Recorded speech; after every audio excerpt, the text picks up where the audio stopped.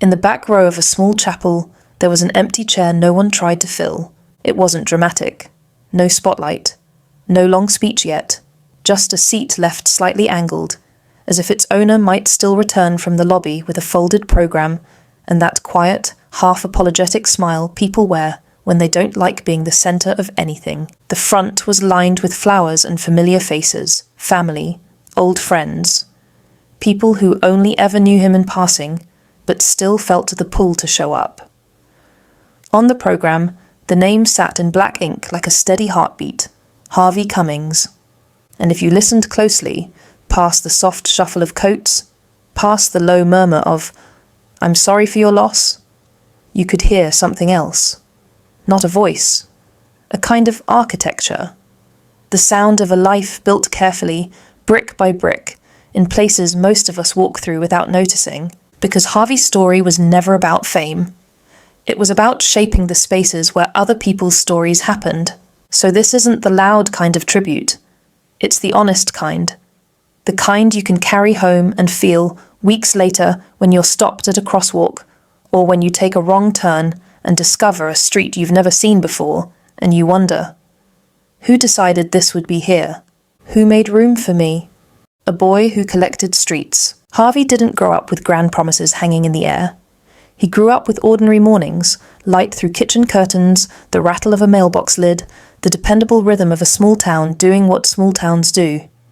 Ravenna, Ohio, wasn't the kind of place that shouted. It hummed. It had storefronts that kept the same signs for decades. It had neighbors who could recognize your footsteps on the porch. It had winters that made the world feel sharper, and summers that smelled like cut grass and hot asphalt. As a boy, Harvey noticed things other kids stepped over. The angles of houses, the way an alley could feel safe at noon and unsettling at dusk. The difference between a street you rushed through and a street you wanted to linger on. He didn't have the words for it yet. Urban form, sightlines, public realm.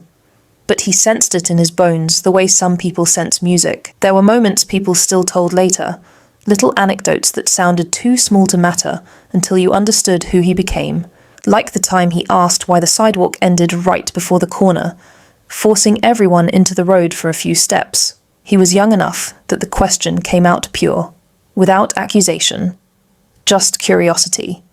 And the adult he asked didn't have an answer that made sense. Harvey carried that silence with him.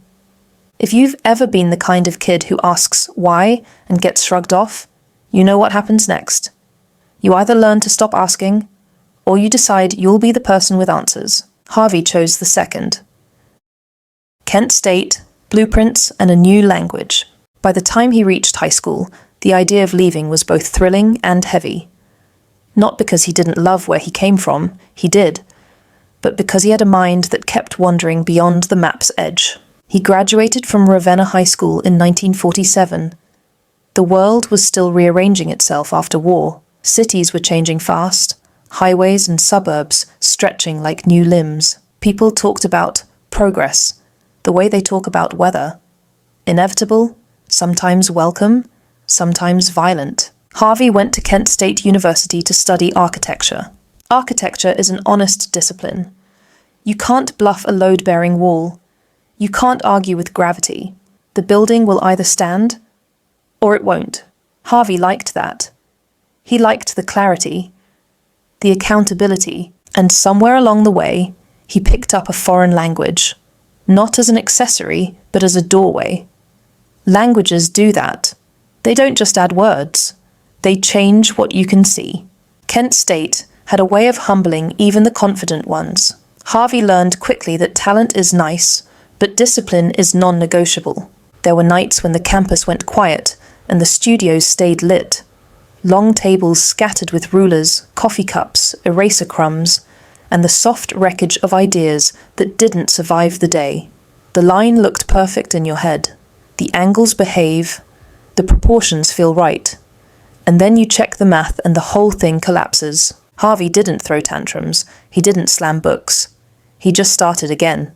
What people remember about him, even later, is that he had a way of meeting problems without dramatizing them.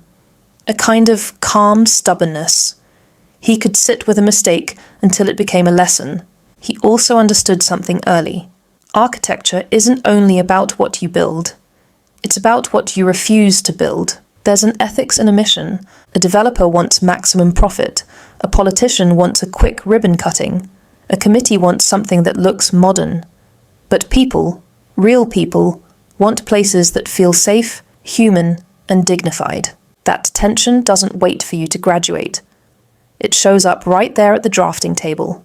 And Harvey, even then, had a habit of imagining the person who would use the space, not a generic user, a person, an elderly neighbor who walks slowly, a mother with a stroller, a kid on a bike, someone who doesn't drive and therefore doesn't disappear just because your design assumes they will.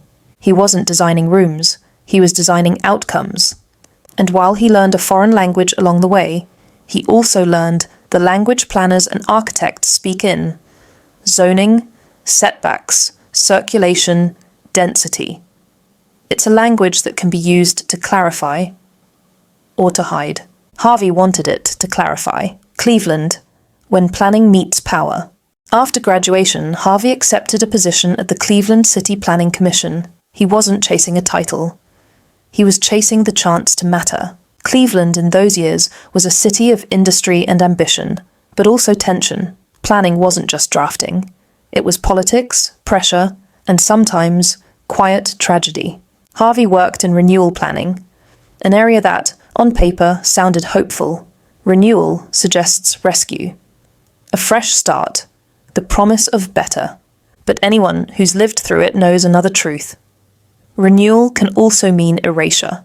It can mean entire blocks of homes marked in red pencil. It can mean people told their neighborhood is blighted by someone who doesn't know their names. It can mean a family forced out not because they did anything wrong, but because a future roadway needs their living room. Harvey saw that up close. He saw how planning documents could sound clean, while lives became messy. There were colleagues who learned to numb themselves. There were others who leaned into the machinery because it made them feel important. Harvey did something less convenient. He kept asking who would pay the cost. He would come home and stare at maps that looked like puzzles, knowing they were really people. He would sit with the discomfort rather than bury it, because he understood something that still feels rare. The job wasn't simply to design a city. The job was to protect dignity inside it. There's a day people close to Harvey described as a kind of quiet turning. Not a public revelation, not a dramatic resignation, just a moment when the work stopped being a job and became a moral line he would never stop watching. A neighborhood meeting had been scheduled in a community hall that smelled faintly of mop water and old paper. Rows of chairs. A microphone that squealed when someone adjusted it.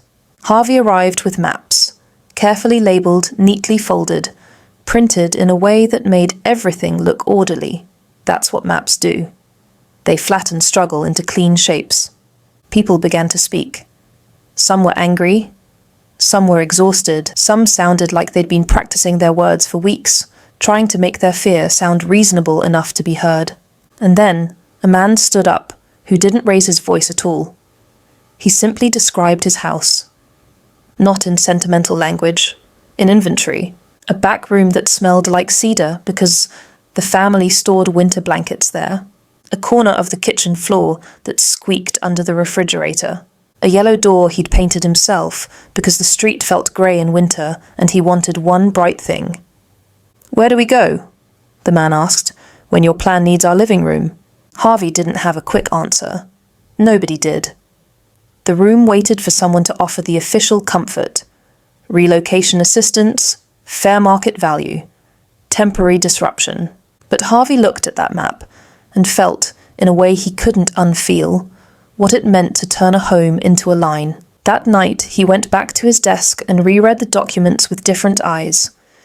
If planning is power, and it is, then power has an obligation to look people in the face. From that point forward, Harvey insisted on going to the neighborhoods, not as a photo opportunity, but as homework. He walked blocks. He listened to shop owners. He paid attention to the small patterns that don't show up in official data. Where kids played, where elders gathered, which corner store owner quietly kept an eye on everyone. He didn't become naive about constraints. The machine still moved. But he became a kind of conscience inside it. Over time, he rose in responsibility, eventually leaving Cleveland as chief of Renewal planning. Titles can be slippery, they can inflate people.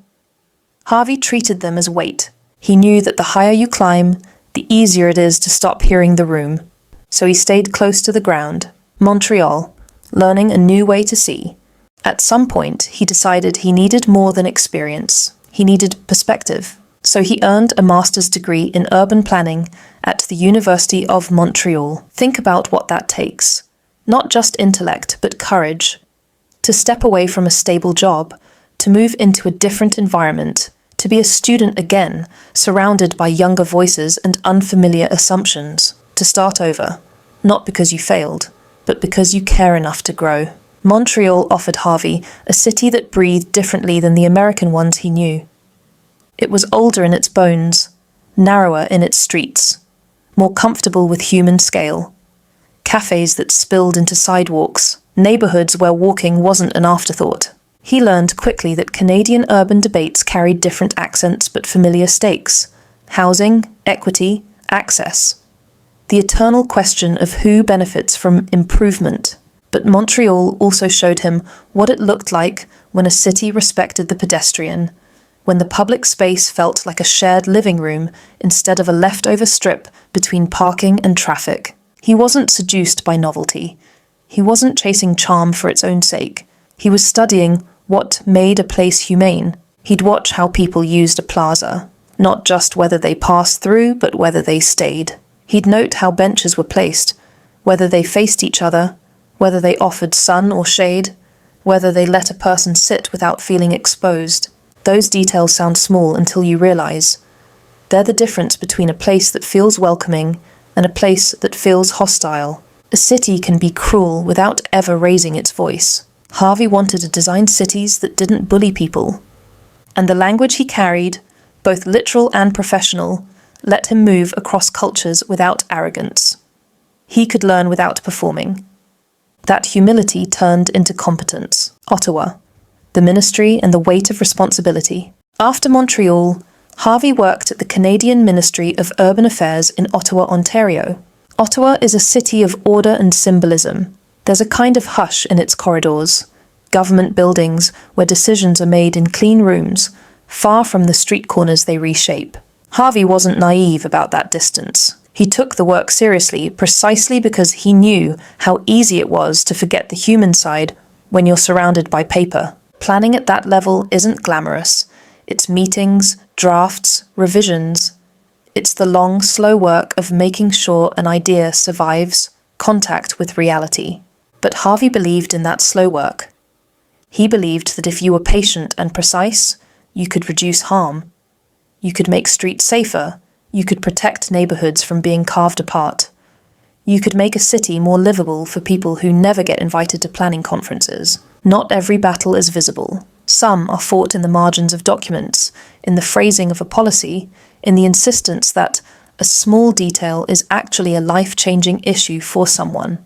There was a meeting, one of those long ones, where a new policy framework was being reviewed, the kind of session that usually ends with polite nods and quiet self-congratulation.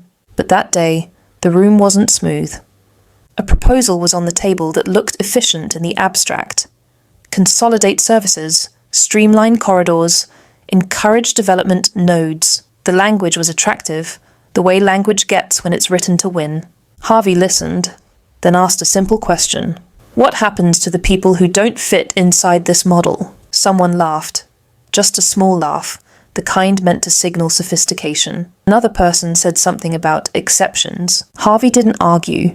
He didn't grandstand. He opened a folder and began listing the predictable exceptions that would become casualties. The low-income renter, the elderly person who depends on a bus route, the family whose livelihood lives in a small storefront that looks insignificant on a spreadsheet. His tone was calm. That made it harder to dismiss him as emotional. And that's a skill, by the way. Not everyone can speak about justice in a room full of policy without sounding like they're asking for applause. Harvey didn't want applause. He wanted a better plan. The meeting ran long. Not because people suddenly became saints, because Harvey made it difficult to pretend the human costs were invisible. That was his quiet talent. He turned invisibility into something the room had to confront. Philadelphia and Harrisburg, the middle chapters, people skip. Later, Harvey held responsible planning positions in suburban Philadelphia and in Harrisburg, Pennsylvania. This is the part of a life story many people skim. Not because it isn't important, but because it doesn't come with a neat cinematic climax. Yet the middle chapters are where most character is forged. Suburban planning is its own complicated animal. It's not just drawing cul-de-sacs and zoning lines, it's negotiating growth pressures, school capacity, traffic, housing costs, water systems. It's dealing with people who say they want community, but fear change, and people who want change so badly they forget who gets crushed beneath it. Harvey encountered a different kind of resistance here. Not the bulldozer kind, the meeting room kind. People who arrived early and sat in the front row with their arms crossed. People who used concern like a weapon. People who said they were just asking questions, but what they really wanted was to keep the future from touching them. Harvey didn't villainize them. He understood fear. He understood the desire for stability. He understood that people who feel ignored can become aggressive. But he also understood that some no's are just disguised selfishness. So he became fluent in the art of patient confrontation. He would acknowledge worries without validating misinformation. He would translate data into plain speech. He would insist that housing wasn't just a commodity, it was the foundation of health, school success, safety, everything. And when someone tried to derail a meeting with theatrics, he didn't take the bait. He brought the conversation back to impact. How will this affect the people who already live here? What does this do to traffic and safety? Where will the children play? Who is being asked to sacrifice and who is being protected? Questions are powerful. They don't always win the room, but they shape the record. They force accountability. Harvey understood that change rarely comes from one heroic speech. It comes from steady insistence, from staying in the conversation longer than the opposition expects. The man outside the job title? If you only knew Harvey through his career, you'd miss the thing that made him more than a resume. He loved traveling, not as a checklist, but as a way of being alive. His favorite destinations included France, New York City, and Montreal. France for the texture of history, the sense that streets could remember centuries. New York for its electric contradictions, the way it could swallow you and still make you feel oddly anonymous and free. Montreal for its familiar strangeness, the place that shaped him and always called him back. He wasn't the kind of traveller who needed to dominate a place. He was the kind who watched, listened, noticed. He could stand in a station and observe how bodies moved, how crowds flowed, how signage guided or confused. He could sit in a cafe and feel the difference between a street designed for people and a street designed for cars. Travel was Harvey's way of refueling. Not escapism, research with emotion. You can imagine him in Paris at dawn. Not the postcard Paris, but the working city. A street cleaner pushing water along the curb. The smell of bread and exhaust in the same breath. Buildings that didn't need to prove anything because they'd already lasted. He'd walk without rushing.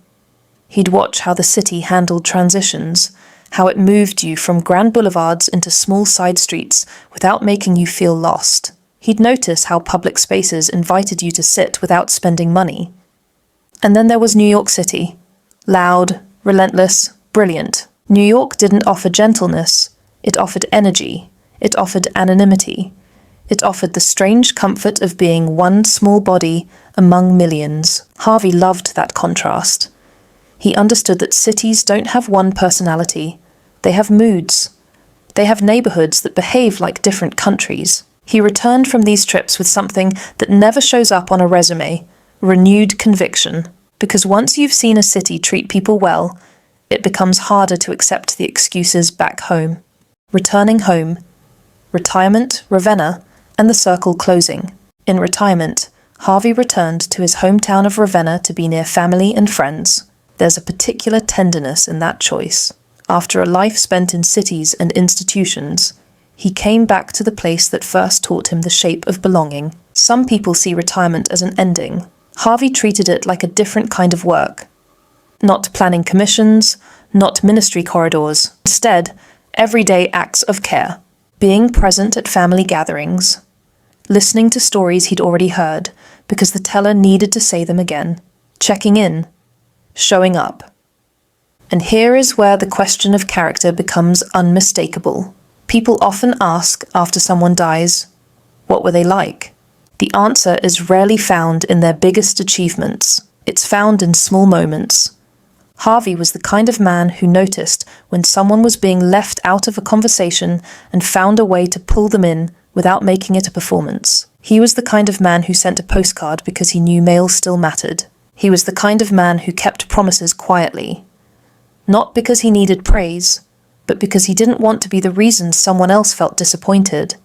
He had a sense of humour that didn't punch down. A dry comment at the right time. A gentle eyebrow raise when something in the room didn't add up. And he carried a kind of courtesy that was never fussy. Not manners as a costume. Courtesy as a way of saying, your presence counts. In family life, he wasn't someone who demanded attention. He was someone who created stability. Or there was a sister he loved, family he stayed close to. Nephews who grew up hearing stories that made the adult world feel less confusing. In later years, there were great nephews and a great niece who knew him as a steady figure, the kind of elder who doesn't lecture, who simply makes you feel safe enough to ask questions. If you had a problem that felt too big, Harvey had a way of breaking it down without making you feel small. That is a rare kind of intelligence. Competence with kindness. Returning home wasn't a retreat, it was a decision. He didn't come back to rewind his life. He came back to be where his care could land. He found himself in grocery store aisles recognizing faces he hadn't seen in years. He ran into classmates who carried their own invisible stories. He watched the town change in subtle ways. New traffic patterns, updated storefronts, the slow shift of a place negotiating modern life. And because he was Harvey, he didn't simply observe. He participated. Not with a megaphone. With presence. He might show up to a local meeting and sit quietly in the back, then offer a thoughtful comment that didn't try to dominate, only to help. He might talk to a neighbour about a crosswalk that felt dangerous. He might notice a bench placed in a way that made it useless and quietly suggest a change. These are not dramatic acts, but they are the acts that keep a community from fraying. A town is not held together by slogans. It's held together by people who pay attention. Harvey paid attention until the end. What he leaves behind. In the chapel, the speeches eventually began. They weren't polished. They didn't need to be. A life like Harvey's doesn't require embellishment. It requires recognition. There was talk of his work, architecture, planning, renewal, the places he served. But more than that, there was talk of who he was when no one was watching. A man who could hold a conversation without turning it into a contest. A man who cared about how strangers would live with decisions made today. A man who believed that the public world, the sidewalks, the parks, the streets, was not background, but shared ground. And here is the part that deserves to be said clearly. Harvey's legacy is not a single building with his name engraved on it. It's the idea that thoughtful design is a form of respect. It's the quiet belief that communities are not obstacles to development, but living bodies that deserve tenderness. It's the reminder that planning is not neutral. Every choice has a moral weight. If you're listening to this and you've ever felt powerless in the face of institutions, if you've ever thought, no one in charge sees people like me, then Harvey's life offers a stubborn kind of hope. Because he tried to see.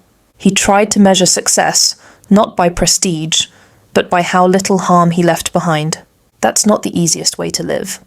It's certainly not the most celebrated, but it's the kind of life that changes the air in a room.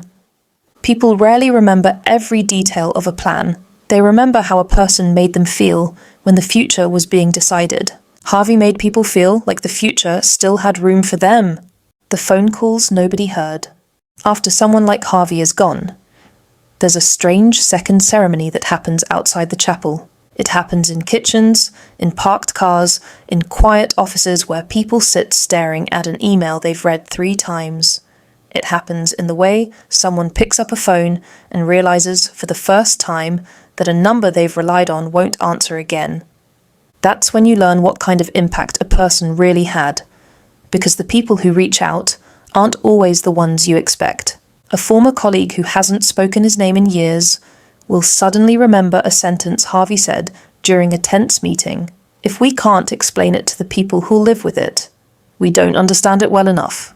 A neighbour will remember the way he shoveled a patch of sidewalk that wasn't technically his, because the elderly couple down the street shouldn't have to risk a fall just because snow was inconvenient. Someone who once sat in the back of a public hearing, nervous, out of place, will remember how Harvey looked directly at them when they spoke. Not at the clock, not at the paperwork, but at their face, as if the room belonged to them too. And then there are the quieter stories, the ones that don't come with a moral at the end. An intern, now older, tells someone, "He never made me feel like I was wasting his time." Not, "He taught me everything." Not, "He changed my life." Just that. The gift of not being dismissed. Another person remembers Harvey's relationship with language, how he'd pause over a phrase in a report and ask, gently but firmly, "What does that actually mean?" Because he knew that vague language is where accountability goes to hide. He had no patience for cruelty disguised as professionalism. If a sentence in a policy made it easier to ignore human harm, he would rewrite it. Not to be softer, but to be truer. And maybe the most revealing call of all comes from someone who disagreed with him. Someone who fought him in meetings, who rolled their eyes at his insistence on details, who believed the job was to move forward no matter what got left behind. That person, after the funeral, says something like, "He made me better. I hated it sometimes, but he did." That's a complicated kind of legacy, the kind that doesn't fit in a slogan, the kind that lives in other people's behavior years later when no one is watching them. Harvey didn't just leave behind a career. He left behind a standard, a simple one, and therefore difficult. Do the work like people matter. When you live that way, you rarely make headlines, but you change the temperature of rooms. You make systems slightly less cold, and for the people inside them, that can mean everything. The map unfolded. After the chapel service, someone found a map among Harvey's things. It wasn't a fancy archival artifact. It was worn at the creases, softened by years of being opened and opened again. In the margin, there were notes in small handwriting, measurements, quick observations, maybe a reminder to look at something again. That map felt like him. Not perfect, not polished for display, used, useful, alive. You could almost see him holding it on a windy street corner, the paper tugging, his fingers steady.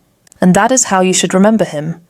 Not as a man trapped in a frame, but as a man in motion, always looking for how to make the world a little more navigable for someone else.